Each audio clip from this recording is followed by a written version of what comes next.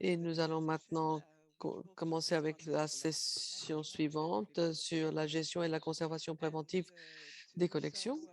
Et pour ce faire, Madame Valérie Magard va modérer cette session qui est le gestionnaire de l'unité des programmes de l'ICOM. Si vous voulez partager des questions, des commentaires, faites-le dans le chat, je vous prie. Et avec cela, Valérie, chère Valérie, vous avez la parole. Merci beaucoup, Kirsten. Bonjour à tout le monde. Et soyez les bienvenus. Et ces mots de bienvenue de Rome où je suis maintenant. Donc, je vais être la modératrice de cette session sur la gestion et la conservation préventive des collections. Et la session sera divisée en deux parties. Nous allons d'abord avoir Dr. Tilsa Navarrete qui va nous faire sa présentation, suivie par une discussion de panel avec deux panélistes, Mme Mariolène Duval-Pape et M. David Toubalem. Donc, nous vous souhaitons la bienvenue et nous allons d'abord démarrer avec notre speaker, Dr. Trickle Navarrete, qui est économiste culturelle dans l'Université Erasmus de Rotterdam.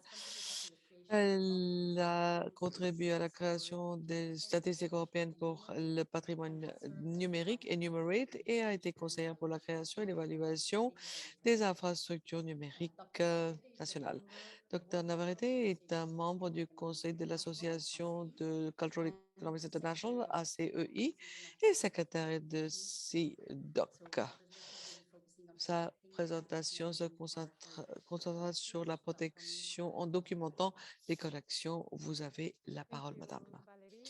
Merci Valérie, merci à tout le monde à l'UNESCO, l'ICOM d'avoir organisé cet atelier, ce workshop.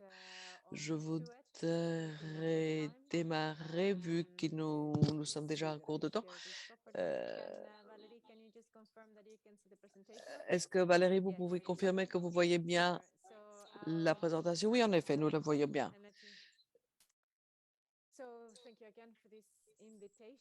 Merci de votre invitation. Je voudrais vous parler de SIDOC et la relation pour ce qui est de la protection de notre patrimoine.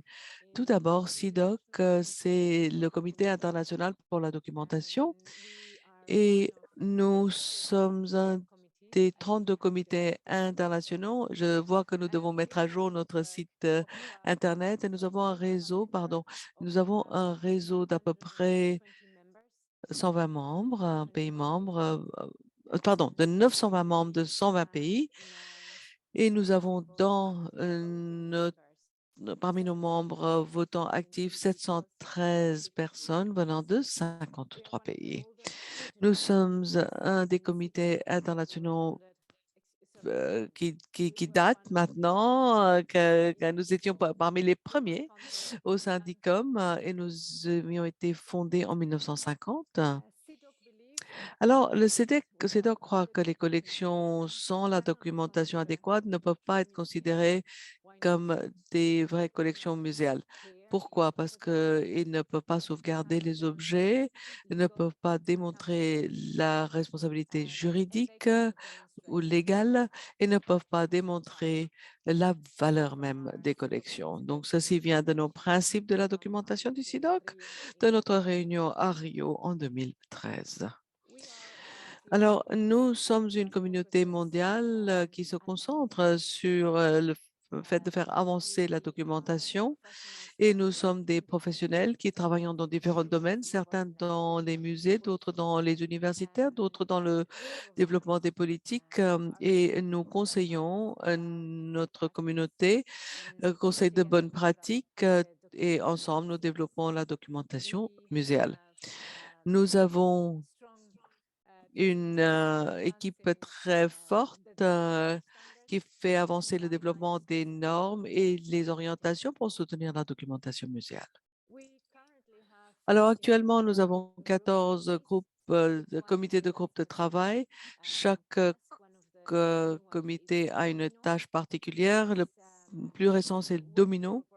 C'est un groupe de travail que je préside d'ailleurs et nous traduisons tout le travail de SIDOC, en particulier pour nos membres ibéro-américains et des membres futurs, et ceci puisque les questions de la documentation des communautés ibéro-américaines sont un petit peu différentes par rapport aux travaux de CEDOC en Europe. Et pour cela, nous avons une enquête en cours. Vous avez peut-être reçu une requête pour rejoindre cette enquête où nous essayons d'inventorier l'état de la documentation dans les musées dans l'Ibéro-Amérique, la région ibéro-américaine. Et selon les résultats, nous élaborerons une stratégie pour ces pays. Et ceci est un exemple de 14 groupes de travail. Nous avons changé, bien évidemment, cela le long des années. Nous avons eu à peu près 30 groupes de travail qui reflètent l'intérêt dans les temps des derniers, et c'est Lido, dont je parlerai dans quelques temps. Linked Arts, ce sont des nouvelles normes développées au niveau international par rapport à la documentation. Nous travaillons main dans la main avec Getty et ceci facilite l'harmonisation du vocabulaire et j'y reviendrai un peu plus tard également. Et régulièrement, nous collaborons avec les comités internationaux tels que, par exemple, les comités avec lesquels nous sommes en train de travailler dans des projets conjoints. Le CIMSIM, c'est le Comité international pour les instruments de musique et nous travaillons pour le développement des normes pour la documentation des instruments de musique.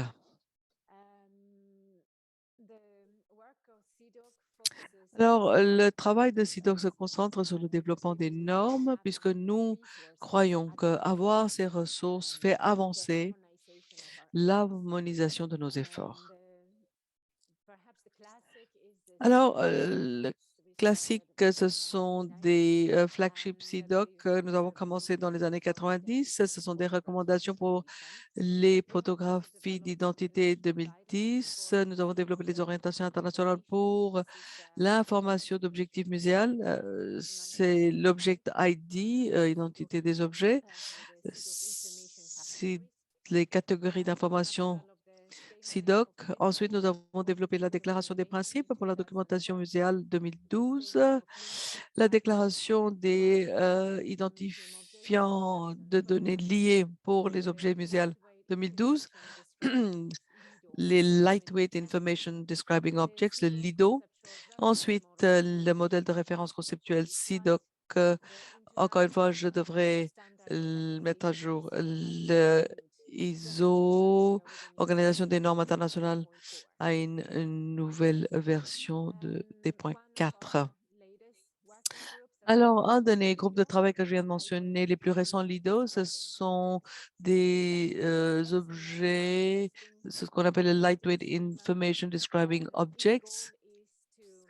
L'objectif est de livrer des métadonnées de façon aussi intelligente que possible. C'est-à-dire que si le musée a une information descriptive d'un objet, il peut facilement disséminer, repositionner cela dans un portail multilingue, pardon, soutenant ces normes. Vous avez peut-être entendu parler d'un autre groupe de travail qui est assez large. Ce sont des CEDOC CRM. C'est le modèle de référence conceptuelle. Comme le nom l'indique, c'est la conceptualisation des données, des connaissances que nous avons sur notre patrimoine culturel. C'est un peu comme une carte, si vous voulez. Si vous avez un morceau d'information qui arrive, il peut être placé dans l'univers, dans un univers donné pour que tout le monde ait accès. C'est la technologie sémantique. C'est un peu plus technique, mais très, très fonctionnel. Alors, si vous pensez que la documentation est trop technique, j'ai dit à mes étudiants que le meilleur exemple de la valeur de la documentation,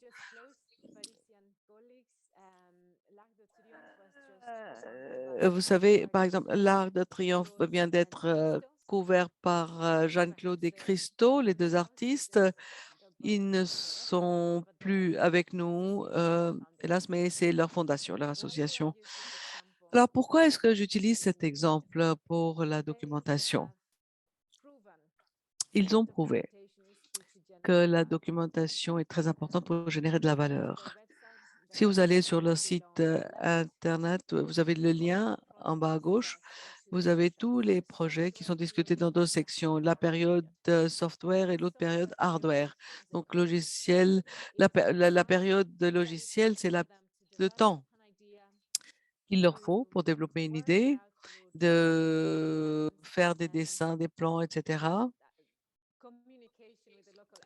communiquer avec les entités locales afin d'avoir l'acceptation, n'est-ce pas, pour ces projets énormes. Ensuite, vous avez la période en dur, pour ainsi dire, où ces plans sont matérialisés, c'est-à-dire qu'ils recueillent toutes les données, tout le matériel, ils habillent l'Arc de Triomphe. C'est visible pendant 2 semaines. Les pièces sont normalement visibles que pendant 2 semaines. Ensuite, ils enlèvent tout et c'est tout. Tout ce travail pour juste 2 semaines. Alors, comment est-ce que cela marche? La valeur réside également dans ces 2 semaines, mais fondamentalement dans la documentation du processus. Dans ce dernier œuvre, ils ont commencé dans les années 60 et Jeanne-Claude et Christo à l'époque vivaient à Paris, à côté, et c'est là où ils ont eu l'idée d'habiller l'Arc de Triomphe. Et c'était, je pense, un exemple valable en l'occurrence. Comme nous avons déjà entendu auparavant et revenir au sujet de notre atelier d'aujourd'hui, la Convention 1970 de l'UNESCO, qui a récemment célébré son 50e anniversaire, c'est le premier instrument international juridique pour la protection des biens culturels. Des pays qui ont ratifié cette convention l'utilisent pour protéger leur patrimoine régulièrement. Il y a un collègue qui a soulevé récemment, enfin, qui m'a rappelé qu'il y a d'autres conventions qui ne sont pas soutenues. Enfin, le cas de coopérer, de travailler ensemble.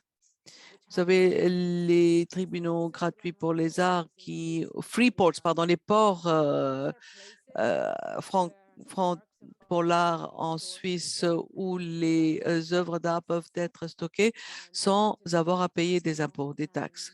Et le droit international sur les taxes leur permet de ne pas payer les taxes sur la valeur ajoutée, les taxes transactionnelles ou les droits de douane. Alors, le problème avec de tels lieux, c'est que ils ne sont pas tellement connus et peuvent cacher les œuvres qui ont été achetées pas dans les meilleures conditions si ils sont achetés pour autant. En 2003, par exemple, il y avait des centaines d'antiquités qui étaient volées des sites de fouilles en Égypte qui étaient trouvés dans ce port à Genève. Alors, le trafic illicite, comme cela a été déjà mentionné, peut avoir lieu dans des sites physiques établis ou sur les marchés en ligne. Le problème, c'est que côté physique, le coordonner les efforts lorsque les catalogues sont publiés très peu de temps avant la vente, souvent juste une semaine ou 5 jours, et les pays doivent avancer très rapidement pour vérifier les objets et vérifier les listes. Et en ligne, le défi le plus important, c'est de trouver ces objets, mais également changer les mots-clés pour commercialiser ces différents produits. Enfin, c'est ce qui est fait. Donc, pour ce qui est concernant le trafic illicite, il y a une historique des voyageurs, des collectionneurs, avec un intérêt commercial très, très fort. Nous savons que les biens archéologiques sont régulièrement pillés et il y a très peu de fois où il y a une image ou une information sur ces biens. Alors, alors, prouver que ces objets ont été illégalement acquis, il faut avoir les preuves de la transaction ou l'origine de la transaction.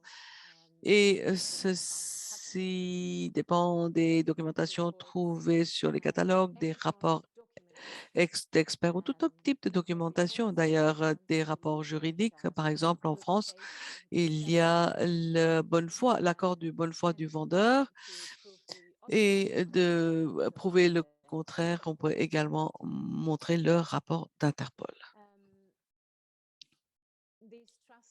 Alors, ce trafic a lieu en raison de la valeur commerciale des objets ou les objets peuvent être vendus pour des millions. Euh, Néanmoins, ceci montre le manque de compréhension de la valeur culturelle des objets. Il y a une perte culturelle en raison de l'accès limité et des fois même menant à l'oubli. Les objets volés souvent perdent leur contexte lorsque la provenance est enlevée et difficulté de les documenter comme il faut par la suite. La documentation donc de son histoire, son contexte, c'est assez au cœur des documentations des collections que le CIDOC essaye d'avancer.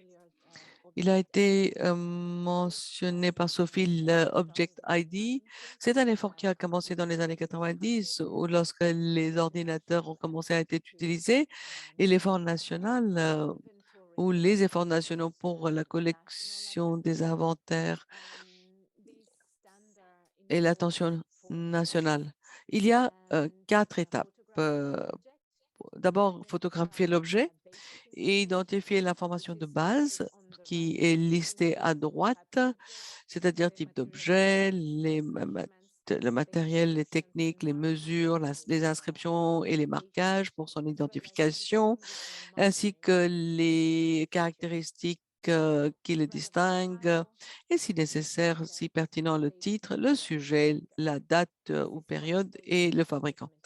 Ceci, les informations de base. Ensuite, une description courte et garder cette documentation dans une place sûre. Alors, si toute une section est volée, alors il y a au moins un autre endroit où on peut trouver la documentation. Ah, c'est mon timer. J'ai écoulé pratiquement le temps de parole. Je vais partager les travaux d'une collègue sur les objets volés. Alors, elle a fait un inventaire des travaux de Interpol et en particulier leur base de données des œuvres volées, œuvres d'art volées.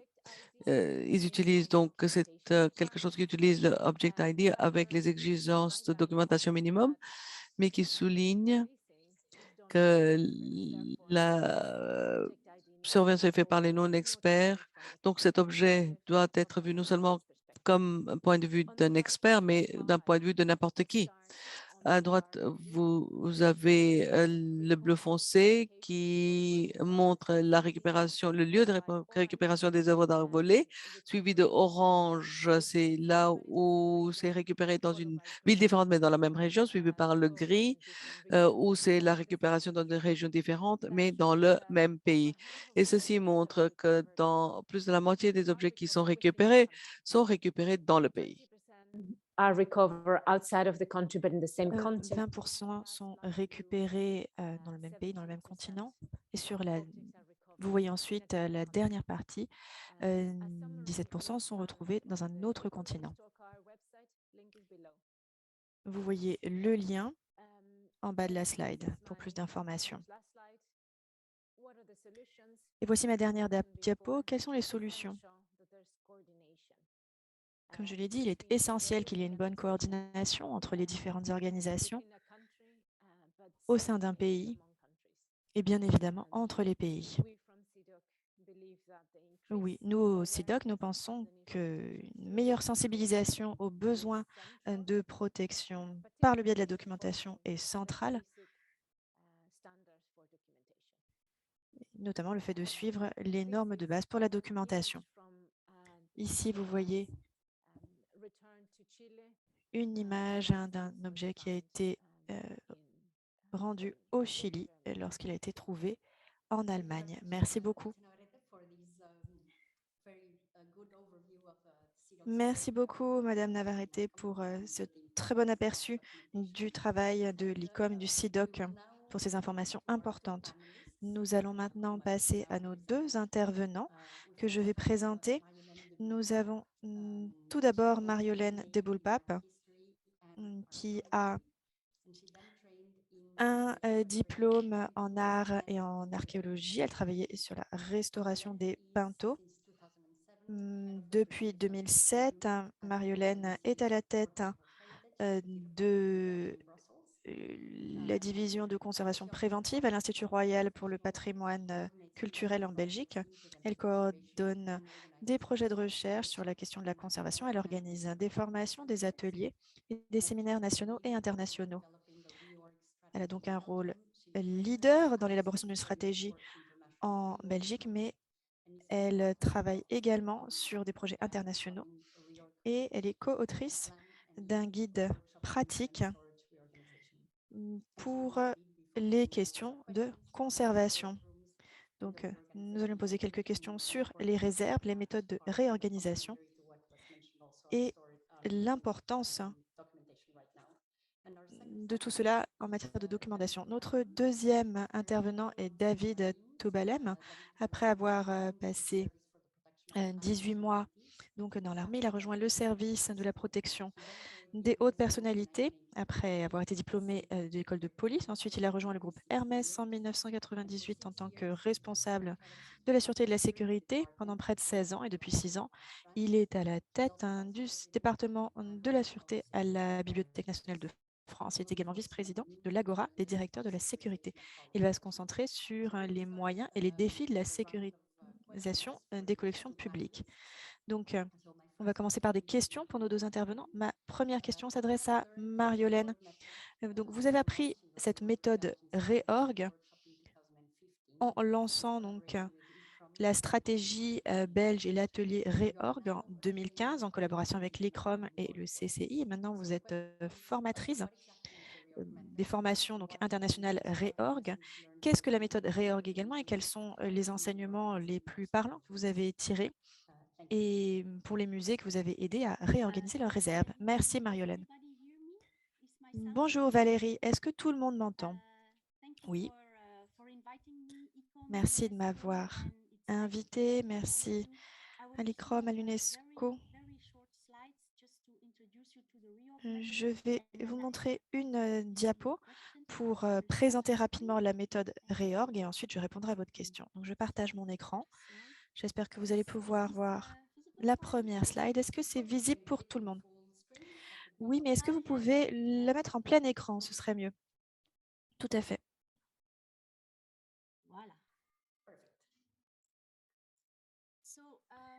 Voilà. Donc, je souhaite simplement vous expliquer et présenter rapidement la méthode REORG. 95% des objets muséaux sont conservés dans des réserves de par le monde. Donc, il y a des milliers de milliards qui ne sont pas visibles par le public. Il y a eu les résultats d'une enquête ICROM UNESCO qui montre qu'un musée sur 4 a un système de documentation incomplet. Un musée sur 3 ne sait pas trop qui est responsable de la conservation. Un musée sur 4 trouve difficile de circuler dans les espaces de stockage, dans les réserves, et un musée sur 2 a insuffisamment de réserves. Donc, c'est de là qu'est née cette REORG méthode développée par l'ICROM et l'UNESCO. C'est une méthode qui est disponible en ligne en 7 langues. C'est une approche pas à pas, étape par étape, pour aider ceux qui gèrent des collections culturelles, donc pour les aider à réorganiser leurs réserves en se concentrant sur le fait qu'il y a parfois des ressources limitées, donc il faut être créatif. Donc, pour répondre à votre question, je me suis rendu compte à l'époque que trop peu d'attention était portée à des musées de petite et de moyenne taille qui avaient des difficultés des difficultés importantes en matière de stockage et de réserve.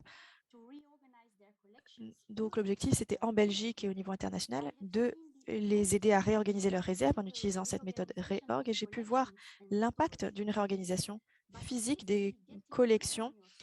Donc, en ayant un impact physique sur vos réserves, on peut avoir un impact positif sur les collections qui sont plus accessibles, notamment aux chercheurs, à toutes les personnes qui veulent avoir accès au patrimoine culturel.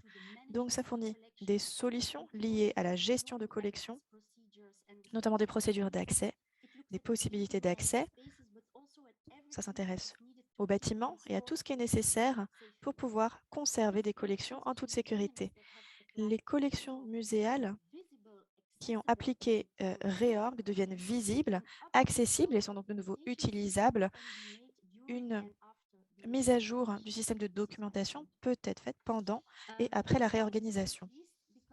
Et enfin, la méthode met l'accent sur le travail d'équipe. Donc, après le projet, les équipes sont ravies de travailler dans les réserves. Ils ont beaucoup d'enthousiasme. Donc, je vois vraiment cette méthode Reorg comme un outil de renforcement des capacités.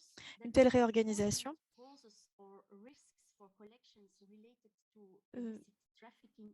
permet également de réduire le risque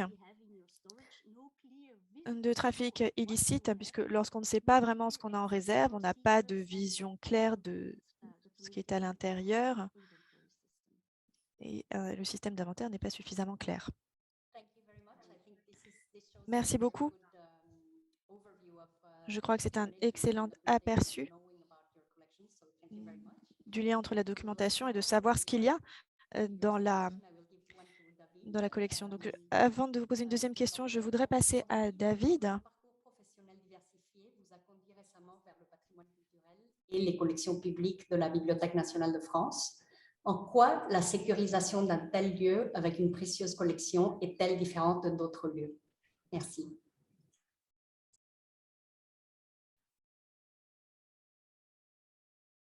Vous m'entendez? Oui, merci. Oui, voilà, je fais partir de mon smartphone parce que j'ai des problèmes techniques. Donc, bonjour à toutes, bonjour à tous. Merci de l'invitation. Donc, on va pouvoir diffuser effectivement ce que j'ai envoyé. Parfait.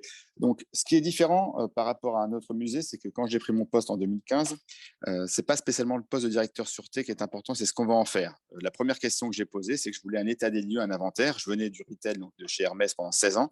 Et pour moi, prendre ce genre de patrimoine et cette richesse et ce trésor, j'avais le sentiment que j'allais avoir à appuyer sur un bouton et avoir l'état des lieux, ou ce qu'on appelle l'inventaire ou le récolement total. Or, ça arrive tous les jours par des milliers de camions, ce qu'on appelle le dépôt légal, tous les mouvements qu'on a d'arrivée et de départ de conservation sont impossibles à quantifier. À quantifier aussi ce qu'on appelle la traçabilité.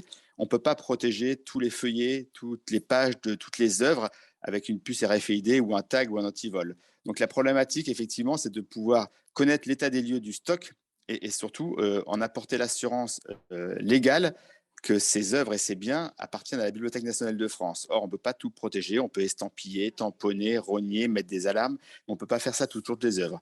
Donc la problématique, effectivement, c'est de savoir ce qu'on peut faire et ce qu'on ne peut pas faire, et surtout la raison est raisonnable. Ce trésor est non estimable car non remplaçable. Je peux aller faire des dépôts de plainte parce qu'on a ce qu'on appelle des pertes constatées, et quand j'arrive devant un officier de police judiciaire, il me dit donc préjudice du bien. Alors préjudice du bien sur un feuillet de Voltaire ou sur quelque chose de récent, on ne peut pas estimer un préjudice comme on pourrait un préjudice physique ou moral d'une société. Quand j'étais chez Hermès, je pouvais estimer la perte d'un sac à main, mais la perte d'une page d'un écrit de Voltaire ou d'une œuvre musicale ou autre, c'est extrêmement dur à quantifier. Or, vous savez que l'État n'est pas son propre assureur et on n'a pas spécialement d'assurance. Par rapport à la réglementation de sécurité incendie, on a des obligations. La sûreté n'a pas d'obligation. C'est-à-dire, effectivement, on va pousser. Moi, je travaille beaucoup avec l'OCBC, l'Office central des biens culturels et Interpol. Dès l'instant où on a des pertes constatées, pour effectivement remonter l'échelle de cause. Mais la base du trésor, c'est quand même d'en apporter l'appartenance. Il faut pouvoir apporter l'assurance que ce bien nous appartient. Or, on sait très bien que pour en apporter le bien, il faut quand même avoir un minimum de traçabilité des choses. Donc, la sécurisation du patrimoine culturel est extrêmement délicate Tant que tout va bien, ça va, mais on ne sait pas quand ça va bien, puisqu'on ne peut pas faire ce qu'on appelle d'inventaire tournant, de récollement. Et effectivement, quand on cherche un bien, on peut le chercher dans des pléthores de services, que ce soit la conservation, la relure, tout ce qui est par exemple lié aux lectures anciennes, puisque vous savez que l'encre était bourrée de mercure et à force de lever le papier, il vous reste que l'encre, mais plus le papier. Donc on fait beaucoup de choses techniques et chimiques pour conserver ce bien. On va pouvoir passer à l'autre slide. Pourquoi je vais vous expliquer tout ça? C'est parfait, donc ça a changé. Voilà, donc les vols pour nous sont extrêmement importants et récurrents. Alors avant de parler de vol, il faut qu'on parle de sécurisation. Je vous prends un exemple, on va ouvrir une bibliothèque à Richelieu, donc à côté de la Bourse et de la Banque de France. Quand j'ai commencé à travailler sur ce qu'on appelle les monnaies, les médailles, les antiques, donc on va faire un musée de pièces de collection, les vitrines étaient des vitrines classiques. Quand j'ai poussé ma direction à faire des vitrines blindage en P5B, ça a coûté une certaine somme, très rondelette, et on m'a dit, mais ça n'est jamais arrivé chez nous, on n'a jamais eu de problème, tu extrapoles les choses, on est ce qu'on appelle dans le déni.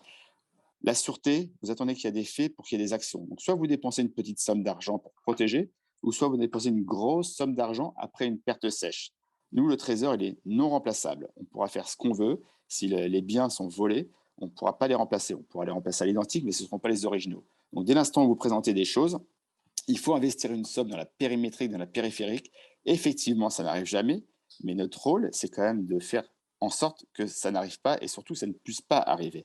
Donc, il faut mettre un budget sur la sûreté technique avant la sûreté humaine. On sait très bien que ce n'est pas un agent de sûreté assis sur un fauteuil dans un musée qui va arrêter les choses, puisque les voleurs travaillent exactement comme nous. Ils analysent, ils expertisent, ils orientent, ils auditent, et en fonction de votre technicité et votre niveau de sûreté de compétence, ils vont pouvoir, ce qu'on appelle vulgairement, taper chez vous, oui ou non.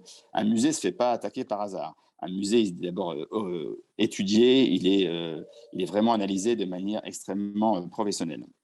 Donc, ce qui est un peu dur à comprendre dans ce genre de site, c'est que tout est possible, mais il ne faut pas attendre qu'il y ait des faits pour des actions. Donc, on sait très bien ce qu'on appelle le vol à la commande. Vous avez plusieurs formes de voleurs. Il y a le vol compulsif, qui peut se faire en interne et en externe. Nous, on a eu des vols en interne par rapport aux écrits hébraïques, où l'agent titulaire prenait des écrits hébraïques et les revendait sur eBay aux États-Unis. On peut avoir des gens qui commettent des incivilités, qui ont un mal-être et qui peuvent rogner, déchirer des pages, en déchirer. Et on a ce qu'on appelle le vol à la commande. Le vol à la commande, c'est une vraie profession, c'est-à-dire que vous donnez une somme à une personne et vous l'envoyez sur un musée, voler un tableau et une œuvre. Effectivement, maintenant, c'est extrêmement dur de pouvoir faire quelque chose d'une œuvre volée. Ah, ça. Merci beaucoup pour cette réponse à la première question. Je vais vous poser la deuxième question. Je vous demanderai d'être assez bref car nous sommes un peu en retard sur le temps. Alors pour Marjolaine, quelles sont vos recommandations? Non, pardon. Go back to English, sorry. No, je repasse à l'anglais. Pour moi, ça va aussi en français. Donc, cette stratégie réorg belge, comment est-ce que ça influence votre travail et le travail des musées qui ont mis en œuvre la méthode? Quels seraient vos conseils pour d'autres experts dans le domaine? Vous pouvez répondre en français ou en anglais, comme vous le souhaitez. Alors, je vais commencer par répondre en anglais. Donc, c'est incroyable, mais c'est vrai. Toutes les questions qui concernent la conservation préventive et les réserves, quasiment tout peut être résolu en appliquant la méthode REORG, complètement ou partiellement. La méthode REORG m'a aidé dans mon rôle de conseil. Et puis j'en reviens à la question du renforcement de capacité, faire en sorte que les musées puissent s'aider les uns les autres. Donc, il y a un grand réseau qui peut se créer en Belgique et de par le monde. Tous ces musées savent exactement ce qu'ils ont dans leurs réserves actuellement. Et comme mentionné par d'autres intervenants aujourd'hui, c'est l'une des solutions contre le trafic illicite à l'échelle mondiale. Mon conseil à d'autres experts, et là je vais passer au français. J'aimerais vraiment demander à tous mes collègues qu'on n'oublie pas les tout petits musées, les églises dans le monde entier, dans tous les continents, qui sont dans des situations très difficiles dans leur musée, mais aussi dans leurs réserves, et qui n'ont pas assez d'argent ou pas les moyens de résoudre plein de problèmes. Et donc, voilà, c'est pas une publicité, mais je crois que Reorg peut aider à les fortifier. Merci beaucoup. Et maintenant à vous, David. Quelles seraient vos recommandations pour les musées et les sites patrimoniaux en termes de sécurisation face au risque de vol ou de pillage? Et qu'est-ce qui est vraiment nécessaire et quels outils ou technologies considéreriez-vous comme inadéquats? Merci. Alors, de manière très simple, il suffit de ressortir, par exemple, je prends les églises, hein, toutes les églises de France se font voler leurs vitraux, leurs parquets et leurs prie-dieu.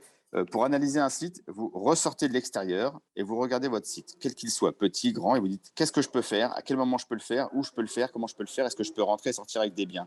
C'est extrêmement important d'analyser de la même manière quand vous partez chez vous le matin, que vous fermez la porte. Aujourd'hui, ce n'est pas le problème de tout le monde, c'est un problème collectif. Donc, dès l'instant où un musée se fait voler, on a l'impression que bon, ce n'est pas grave parce que ce n'est pas le mien, ce n'est pas le vôtre. Mais le patrimoine, c'est un objectif commun, collectif, partagé. Si tout le monde ne se donne pas la main, dans 50 ans, le trésor, on n'a plus rien. Donc, c'est extrêmement important que les gens soient vraiment investis dans cette conservation patrimoniale. Pour analyser un endroit, il suffit de regarder effectivement de l'extérieur. On a tous une articulation, on a la tête dans le guidon, et on n'a pas une hauteur de vue suffisante pour savoir ce qu'on peut faire. Or, on sait très bien que c'est extrêmement facile de rentrer dans n'importe quel musée avec un badge. Vous rentrez par les livraisons, vous rentrez par les services de conservation, vous rentrez avec un tableau sur le bras.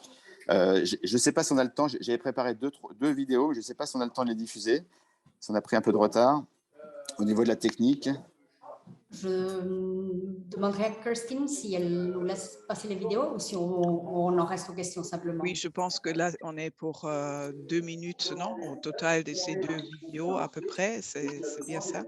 Bon, on peut mettre 2 fois 30 secondes, hein. C'est juste pour Oui, montrer, d'accord. pour Donc, illustrer je un petit pense peu. qu'on peut y aller. Donc, mes collègues l'ont préparé. Voilà, donc là, on est sur le... Voilà, donc vous allez voir la différence entre une vitrine P5B et une vitrine classique. Donc, un voleur à 21h, heure de nuit, ne se prive pas pour casser la vitre. Effectivement, c'est qu'une vitrine, même blindée, il faut 37 coups de hache. Donc là, il fait tomber le trésor. Donc, vous voyez, le trésor est tombé tout en bas. Donc, c'est ce qu'on appelle le voleur, la petite semaine qui n'est pas expérimenté. Il cherche un peu ses outils. Et effectivement, tout ce genre de choses n'arrive pas par hasard. Et là, vous allez voir rapidement que le bien tombe au niveau du bas et il est obligé de recasser une deuxième fois. Donc là, on est quand même sur un trésor extrêmement prestigieux. Je vous tairai le nom et je vous tairai le montant, qui n'a toujours pas été retrouvé. Donc effectivement, quand vous exposez un bien, la journée, c'est bien de pouvoir mettre un agent, de mettre de la volumétrie, de la périmétrie, de mettre du contrôle d'accès, de l'anti-intrusion, des alarmes et surtout de sécuriser une œuvre. On sait très bien que si vous avez une montre de luxe chez vous, vous la mettez dans un coffre, on n'aurait pas idée de mettre un trésor comme ça dans une vitrine épaisse comme des lunettes. La deuxième vidéo, vous allez voir aussi avec lequel, en journée, en heure ouvrable, ce qui est possible de faire. Alors, les directeurs sûreté ont toujours tendance à voir le mal partout. On est payé pour voir ce qui est possible de faire et ce qu'on peut faire. Donc, il y a une déformation professionnelle, effectivement. Pour nous, on analyse de manière différente. Qu'est-ce qu'on peut voler? Comment on peut le faire? À quelle heure on peut le faire? Comment je le ferai? De manière très, très simple, avec une combinaison de travail, en déguisé en peintre, déguisé en salarié. Moi, j'ai plein de badges dans mon sac. Je rentre partout, hein, de l'Élysée jusqu'à tous les ministères, tous les musées, parce qu'il suffit de dire « je suis de la maison ». Vous êtes là pour une intervention informatique, ça marche partout. Cette scène se passe dans l'un des principaux musées russes. S'il n'y a pas la vidéo, il n'y a pas la vidéo. Je peux vous la décrire rapidement. Donc... Micro, s'il vous plaît. Oui, donc comme on n'a pas la vidéo, je vais vous la décrire. C'est ni plus ni moins qu'en heure ouvrable à midi, un citoyen qui se promène dans un musée, qui décroche un tableau en combinaison de travail et qui part par la sortie dire à la personne je vais aller au magasin de reliure lui faire une petite retouche. Donc parfois les choses les plus simples, effectivement, moi je suis déformé quand je vais dans tous les hôtels, dans tous les musées, j'essaye de décrocher, j'essaye de voir si c'est un plomb, si c'est une alarme. C'est pas le tout d'accrocher un tableau. Il faut l'accrocher, le river, le plomber et lui mettre une alarme. Parce que si c'est juste l'accrocher, tout le monde peut le décrocher ou couper un fil de plomb. Donc c'est extrêmement important d'être un petit peu formaté et déformé pour savoir ce que vous pouvez faire, à quel moment vous pouvez le faire. C'est une déformation qui doit être poussée au paroxysme, d'être un petit peu détournée. Mais si vous n'avez pas cette expertise-là, eh bien, effectivement, le risque est là. Ce que vous pouvez faire, tout le monde peut le faire. Donc, on est dans une époque où les citoyens, dans un pourcentage de personnes, on pourrait se poser des questions, que ce soit salariés. Si vous avez des salariés qui vont, par exemple, travailler sur des œuvres d'un pays lointain, je pense par exemple à je vais vous le dire ouvertement, si je suis d'origine israélienne, est-ce que je vais travailler sur des œuvres de la Palestine ou de l'Irak? Si je suis iranien, est-ce que je ne vais pas travailler sur des choses qui sont des États-Unis? Donc, toute cette petite finesse, parfois, d'analyse, c'est extrêmement important de savoir ce que vous allez exposer, présenter, à qui vous allez le manipuler, qui va pouvoir bouger et renier ses produits. Il faut vraiment pousser la réflexion extrêmement loin pour protéger le patrimoine. Merci beaucoup et merci à tous les trois présentateurs de cette session. Je crois que nous avons fait le tour de l'importance de la prévention et peut-être d'avoir cette vision que David même nous a donnée de penser un peu à ce qui pourrait se passer, mais aussi l'importance de la documentation comme un élément clé et l'importance aussi de la coopération telle que Marjoleine et Therese nous ont aussi décrite. Alors, merci à tous et Kirsten, back to you. Thank you. Thank you very much. Thank you very much. Je vous retourne la parole. Merci beaucoup. Merci Valérie, merci à nos panélistes qui ont participé à la session numéro 1